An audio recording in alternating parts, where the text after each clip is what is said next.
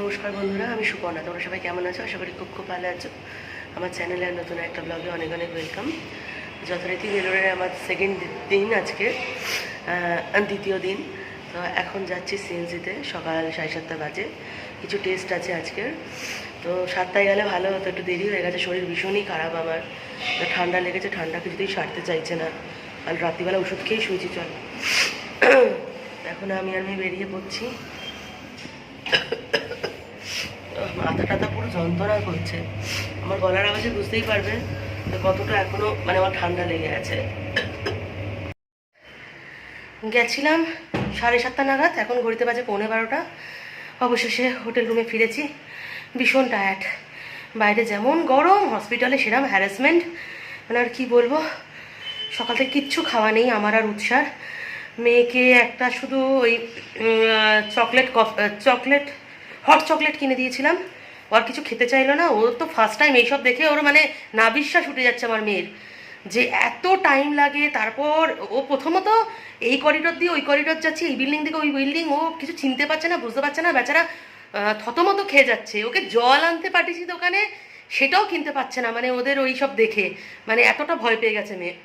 একে ও তো ওই প্রথম এইভাবে আমার সাথে এসেছে, বা এইভাবে হসপিটাল সেইভাবে কখনো কোনোদিন ভিজিট করেনি। যতবার এসেছে গৌতমী আমার সাথে যায়। গতবার শুধু বঙ্কোস্কপির সময় ও গেছিলো। সুতরাং ওর কাছে একদম অজানা মেয়ে। পুরো ভ্যাবাচাকাকে মেয়ের মুখ চোখ পুরো ফ্যাকাশে হয়ে গেছে। আর আমি তো পাগলের মতো সকাল থেকে দৌড়ে বেড়াচ্ছি এদিক থেকে ওদিক, ওকে এক জায়গায় বসিয়ে দিয়ে। তা আমি আমার সব টেস্টের পর ডাক্তার বললো ইমিডিয়েটলি কিছু একটা খাও। সকাল থেকে কিছু খাওনি, যেহেতু প্যালমোনারিতে অনেক রকম টেস্ট হয়েছে। তারপর আমি একটা শুধু কফি খেয়েছি। এখন চলে এসেছি, আর কিচ্ছু ইচ্ছা করছে না। মেয়েকে বললাম একটু জলমুড়ি খেয়ে নে, আর দুপুরে রান্না করব। কালকে আবার কিছু টেস্ট আছে। আর হসপিটালে কি হয়েছে না হয়েছে, নতুন রেজিস্ট্রেশন করতে গেলে কি করতে হয় না করতে হয়, আমি পরে ডিটেলসে বলছি। আগে একটু কিছু খেয়ে নিই। তারপরে জলমুড়ি, আর আমি একটু ছোলা, কাঁচা লঙ্কা, পেঁয়াজ দিয়ে মেখে খেয়ে নেবো। খেয়ে দিয়ে মেডিসিন খেয়ে শুয়ে পড়েছিলাম, আর ভালো লাগছিল না। এবার রান্না না বসালে হবে না। অনেকটাই দেরি হয়ে গেছে, প্রায় 1:30 বাজতে যায়। এদিকে গৌতম তো বলেছিল যে রান্নাবান্না করতে না, কিনেই খেতে। ইভেন একটু আগে ফোন করে তাই বললো যে কিনেই খাও, রান্নাবান্না করো না, তোমার শরীরে যা প্রবলেম আরও কষ্ট হবে। আগামীকাল তো টেস্টও রয়েছে। কিন্তু কেনা খাবার খেলে এখন আমি একদমই আমার পেটে সহ্য হয় না। তার জন্যে অবস্থা একটু সিদ্ধ ভাত করে নিই। হ্যাঁ হ্যাঁ, বৃষ্টি হচ্ছে।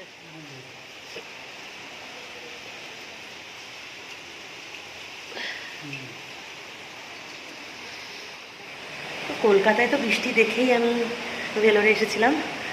আর আজকের সকাল থেকে যা গরম ছিল, এই দুপুরে ঝমঝমিয়ে বৃষ্টি নেমেছে।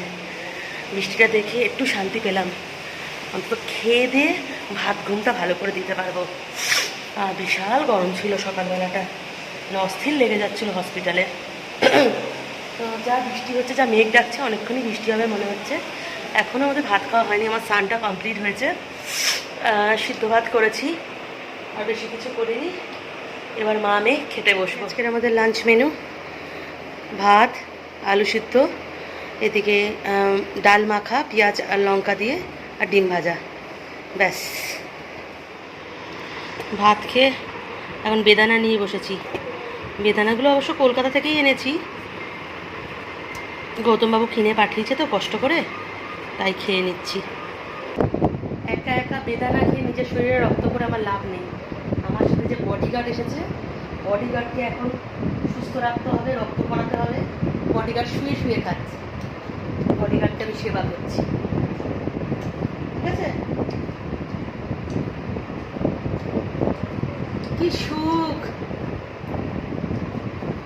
সেবা করি, সেবাই পরম ধর্ম। সিএমসি হসপিটাল সংক্রান্ত কিছু ইনফরমেশন নিয়ে তোমাদের সামনে চলে এসেছি।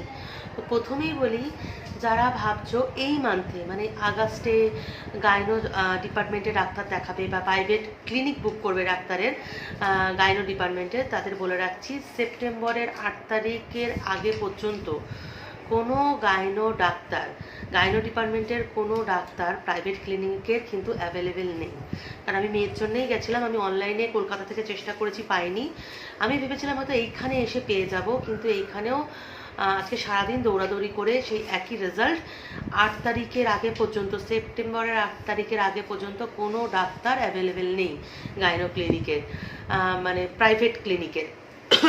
সব 8 তারিখের পরে। ইভেন যা দেখলাম গাইনো ডিপার্টমেন্টের জেনারেল যে ক্লিনিক রয়েছে, দুরকম ক্লিনিক, তো দুরকম না, এখানে তো 3 রকম ক্লিনিক, তোমরা তো জানোই, আলফা, প্রাইভেট আর জেনারেল। ইভেন জেনারেল যে ক্লিনিক রয়েছে, জেনারেল ক্লিনিকেও কিন্তু অত সহজে অ্যাপয়েন্টমেন্ট পাওয়া যাচ্ছে না। আমার মেয়ের জন্য আজকের বুক করেছি, বাধ্য হয়ে জেনারেল ক্লিনিক বুক করেছি, সেটাও আমরা 2 সপ্তাহ পর পেয়েছি।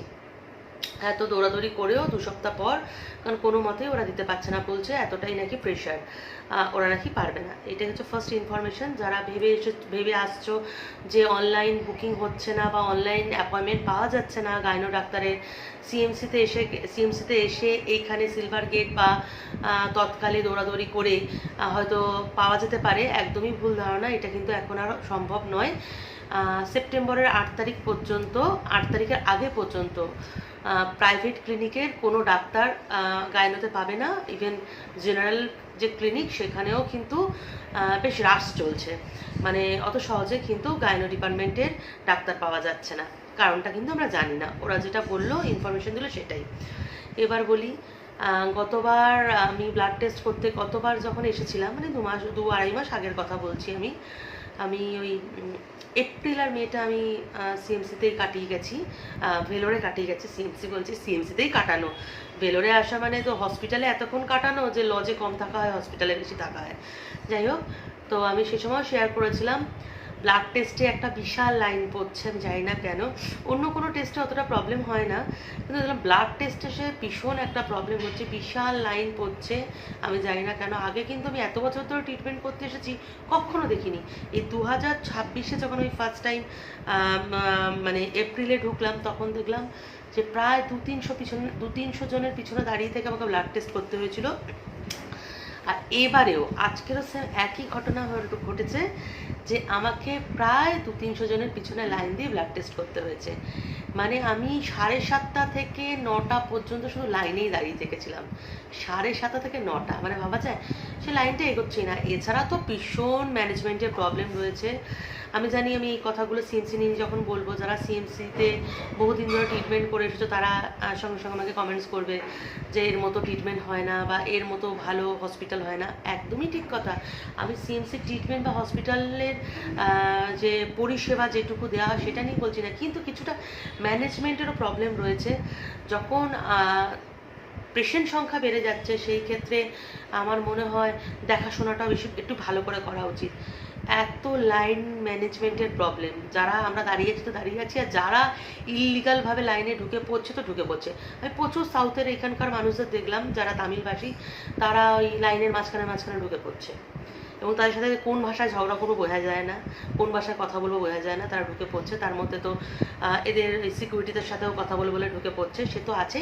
এছাড়া কিছু মানুষ যারা মানে সে বিহার থেকে আসুক বা ওয়েস্ট বেঙ্গল থেকে আসুক, তারাও দেখলাম মানে সেরামভাবে সেই কি বলবো, বেঞ্চ টোপকে হোক, দড়ি দিয়ে ওরা একটা ব্যারিকেড মতো করে রেখেছে, যে এর বাইরে বাউন্ডারি মতো করে রেখেছে, যে এর বাইরে থেকে লাইন হবে, ভিতরে ঢোকা যাবে না। সেই দড়ির থেকে মাথা গুলিয়ে দেওয়া হোক, এইভাবে তো প্রচুর মানুষ এইভাবে ইললিগালভাবে লাইন করে নিচ্ছে, তার ফলে আরও প্রবলেম হচ্ছে। আর যেটুকু দেখলাম ব্লাডের ওই টেস্টের ওইখানটা খুব স্লো কাজ চলছে, খুব স্লো। মানে অত বড় যে রুম, G20, যারা আগেও টেস্ট করেছো জানো, সিএমসিতে বরাবর আসো জানো, G20-এর বিশাল বড় রুম, যেটা শুধু ব্লাড টেস্ট হয়, সেইখানে গুটি কয়েক মানে স্টাফই ছিল রক্ত নেওয়ার জন্য, বাদ বাকি সিটগুলো পুরো ফাঁকা। জানি না এদের এত কাজ কেন স্লো চলছে। এই যত দিন যাচ্ছে, মানে আমার প্রথম যখন আমি সিএমসিতে 23-এ যখন এসেছিলাম, তখনকার তুলনায় এখন 2026-এ আমি দেখি কাজ অনেক স্লো চলে, অনেক দেরি করে স্টার্ট হয়। আগে তো 23-এ যখন এসেছিলাম দেখতাম মর্নিং থেকেই পুরো অ্যাক্টিভ, হসপিটাল সব কাজ হচ্ছে, আর এখন 7:30 বেজে গেলেও ঠিক মতো স্টাফ আসে না, কাজ শুরু হয় না। কিন্তু এর থেকে ভালো কিন্তু রানীবেট ক্যাম্পাসে কিন্তু খুব ভালো কাজ হয়। টেস্ট ফেস্ট তো খুব তাড়াতাড়ি কাজ হয় এবং খুব সুন্দরভাবে একদম সিস্টেমেটিক কাজ হয় রানীপেট ক্যাম্পাসে। কিন্তু আমি শুধু ব্লাড টেস্টের জন্য অত দূর যাবো, আবার অন্য টেস্টগুলো আমার যে এইখানে যেমন পালমোনারি ডিপার্টমেন্টের আমার প্রচুর টেস্ট ছিল আজকে, তো আবার এইখানে আসতে হবে বলে আমি আজকে টেস্টগুলো এইখান থেকেই সব করালাম। আর তো আপাতত এইটুকুই বলার ছিল। আর কিছু নতুন কথা যেগুলো বলবো আমি তোমাদের সাথে, তোমরা অনেকেই আমাকে কমেন্টস করো যে দিদি অনলাইন বুকিং আমরা করতে পারছি না, আমরা কি মানে ভেলোরে গিয়ে সিএমসি হসপিটালে গিয়ে অফলাইন কি বুকিং কিভাবে করব বা কোথা থেকে করব, সেই প্রসিডিওরটা একটু বলো। তো আমি বারবারই বলেছি যারা অনলাইনে বুকিং করতে পারছো না বা অনলাইন বুকিং হচ্ছে না, সেই ক্ষেত্রে ভেলোর চলে এসে সিলভার গেট থেকে অফলাইন বুকিং করা যায়, নতুন রেজিস্ট্রেশন করা যায়, যেটা আমিও জানতাম। নতুন রেজিস্ট্রেশন করা যায় করে আর ওইখান থেকে ডাক্তার বুকিং করা যায়। তো আজকে যেটা হলো, আমার মেয়েকে আমি অনলাইন চেষ্টা করেছিলাম কলকাতা থেকে পুরো রেজিস্ট্রেশন করে আসার এবং ডাক্তার বুকিং করার। আমার রেজিস্ট্রেশনটা হয়ে গেছিলো ঠিকই, কিন্তু ডাক্তার বুকিং হচ্ছিল না। তো সুতরাং আমি এখানে এসেই দৌড়াদৌড়ি করি এবং আমি আজকে আইএসসিসি বিল্ডিং থেকে টোটাল কাজটা করেছি। দেখলাম সিলভার গেট ছাড়াও আইএসএসসিসি বিল্ডিং একদম ইমার্জেন্সির উল্টো দিকে, এইদিকে ইমার্জেন্সি, প্রথমে সিএমসি গেট দিয়ে ঢুকলেই প্রথমে ওপিডি থেকে একটু এগিয়ে গেলে এইদিকে মানে পড়বে, মানে বাঁ দিকে পড়বে ইমার্জেন্সি এবং ডান দিকে পড়বে আইএসএসসিসি বিল্ডিং। হ্যাঁ, ওই বিল্ডিংয়ের একদম যেটা গ্রাউন্ড ফ্লোরের রয়েছে 401 নম্বর ঘর। লেখা আছে ওখানে বড় বড় করে, মে আই হেল্প ইউ। তো ওই 401 নম্বর একটা কাউন্টার রয়েছে বেশ বড় সড়ো আইএসসিসি বিল্ডিংয়ে। তো ওইখানে গেলেই প্রথমে ওরা জিজ্ঞাসা করে যে ফার্স্ট দেখাতে এসেছে কি না। যদি প্রথম দেখাতে যায় বা কী কারণে দেখাতে এসেছে, কি প্রবলেম, এটা জেনে নেয়। জেনে নেওয়ার পর একটা ছোট ফর্ম দেয়। সেই ফর্মের মধ্যে বেশি কিছু থাকে না, ফর্মে শুধু থাকে, প্রথমেই থাকে পেশেন্টের নাম, পেশেন্ট কী করে, পেশেন্টের বাবার নাম, বাবা কী করে, ফোন নাম্বার, কোথায় থাকা হয় তার full address, district, post office, Aadhaar number, হ্যাঁ, আগে সিএমসিতে কখনো ট্রিটমেন্ট হয়েছে কিনা, আর এরম করে একটা ছোট্ট একটা ফর্ম ফিল আপ। এই ফর্মটা ফিল আপ করার পর ওরা একবার ফর্মটা চেক করে নেয়, তারপর আবার জানতে চায় যে কী প্রবলেমের জন্য আসা হয়েছে স্পেসিফিক প্রবলেমটা, সেটা জেনে নিয়ে কোন ডিপার্টমেন্টে যেতে হবে সেটা দিয়ে একটা কাগজ বানিয়ে একদম তার উল্টো দিকে পরপর ক্যাশ কাউন্টার রয়েছে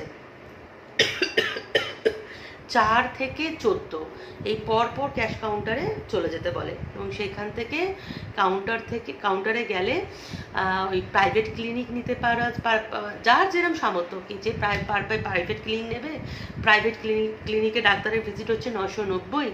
আমার একটু কথা বলতে প্রবলেম হচ্ছে, প্লিজ অ্যাডজাস্ট করে নিও, এত ঠান্ডা লেগেছে আমার কথা বলতে খুব প্রবলেম হচ্ছে। আর জেনারেল ক্লিনিকে হচ্ছে 350, যা যেমন সামর্থ্য সেই ক্লিনিক বুক করে সেই ডাক্তারের অ্যাপয়েন্টমেন্ট ওইখান থেকে পেয়ে যাওয়া যাবে। তারপর ওই ডাক্তারের অ্যাপয়েন্টমেন্টের স্লিপটা নিয়ে 2 নম্বর কাউন্টারে যেতে হবে। আইএসসিসি বিল্ডিংয়ে 2 নম্বর কাউন্টারে গেলেই হসপিটাল কার্ড ইস্যু হয়ে যাবে, তোমাদের হাতে হসপিটাল কার্ড চলে আসবে। ব্যাস, এটা হচ্ছে নতুন রেজিস্ট্রেশন। আর যারা প্রথমে এখানে ডাক্তার দেখাবে, কোন ডিপার্টমেন্টে ডাক্তার দেখাবে, এইভাবেই কিন্তু সলভ হয়ে যাবে। যারা অনলাইনে করতে পারছো না বা অনলাইনে কোনো মতে হয়তো ডাক্তারের অ্যাপয়েন্টমেন্ট পাওয়া যাচ্ছে না বা কিছু, সেই সংক্রান্ত যদি যারা ভেবে রেখেছো যে সিএমসিতে এসেই, ইমার্জেন্সি সিএমসিতে এসেই ডাক্তার বুকিং করবে বা রেজিস্ট্রেশন করবে, তারা যদি সিলভার গেটে না করতে পারো, তারা কিন্তু আইএসএসসিসি বিল্ডিংয়ের 401 নম্বর কাউন্টার থেকে সবটা কিন্তু কমপ্লিট করে নিতে পারবে। তো আপাতত এই ইনফরমেশন নিয়েই আজকে তোমাদের সামনে শেয়ার করলাম এই ইনফরমেশনগুলো, যে এক হচ্ছে গাইনো ডাক্তার কিন্তু এই মুহূর্তে সিএমসিতে একদমই অ্যাভেলেবেল নয় এই মাসটা। যা পাবে প্রাইভেট ক্লিনিক 4 তারিখের পর থেকে, কোনো ডাক্তার না, সে বৈভব স্যার হোক, সে লিলি ভার্গিস হোক, সে এমএলই হোক বা পুষ্পালতা কুমারী বা মীনাক্ষী কুমারী, কোনো বড় যে গাইনো ডিপার্টমেন্টের যে প্রফেসরগুলো, কোনো ডাক্তারই কিন্তু গাইনো ডিপার্টমেন্টে অ্যাভেলেবেল নয় এই মুহূর্তে।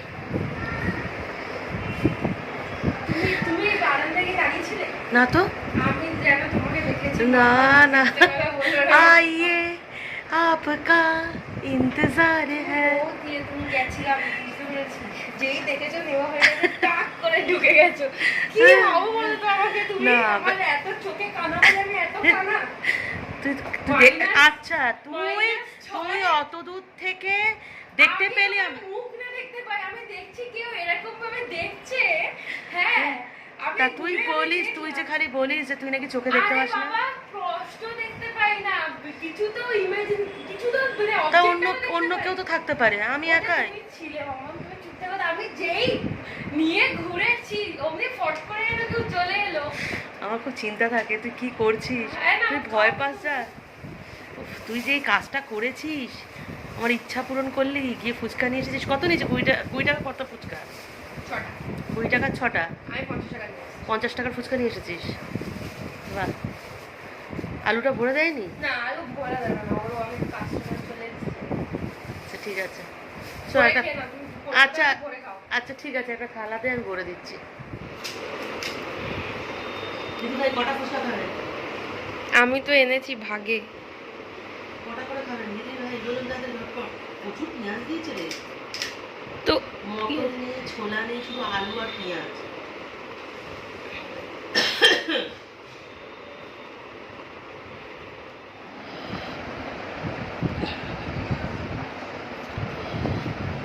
কেমন লাগছে? হেভি? উফ, স্বর্গ। কলকাতার ফুচকা যাই বল, এক গাদা পেঁয়াজ দিয়েছে। ঘুগনি ছিল আলুর সাথে, হ্যাঁ ঘুমিয়ে চলে না আমাকে। ঘুগনির সাথে মেখে দিয়েছে। কি বল? অহনা পাল, অহনা কোন ক্লাসে পড়িস? কেজি 2? অহনা আমার ভিডিও দেখে, তাই তো অহনা? আমার ভিডিও দেখিস তো? আমার ভিডিও দেখিস? হ্যাঁ। অহনা আমার ভিডিও দেখে। তুই কি খেতে ভালোবাসিস? Momo, chicken pakora, chilli chicken, idli dosa ভালো লাগে? ইডলি ধোসা? শুধু ধোসা ভালো লাগে? অহনারা কালকের বাড়ি যাচ্ছে, তার জন্য অহনা এখন শপিংয়ে যাচ্ছে, তাই তো?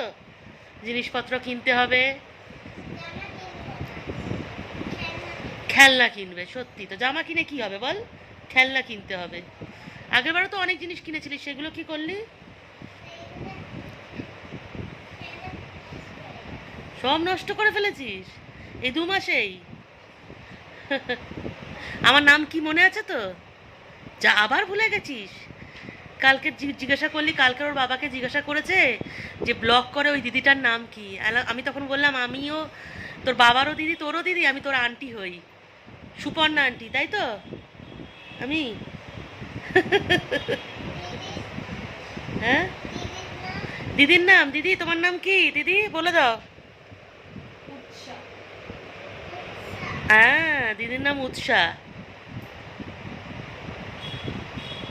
অহনা তুই কি দিদিকে দেখে ভয় পাচ্ছিস নাকি?